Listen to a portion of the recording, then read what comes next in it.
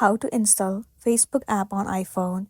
Well, it's pretty simple and a quick process, so without any further delay, let's jump right into the video.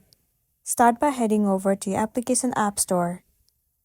Once you're in the homepage of App Store, in the search bar, search for Facebook. Now move into this app. Right here, if you haven't installed this application yet, then you'll see the option of Get. Click on it, and then tap on Install at the bottom of the screen. After that, the application will start to install on a device. You have to wait for a while for the application to be installed.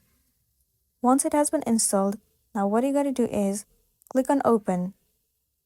Enter your login credential or create an account if you do not have one yet.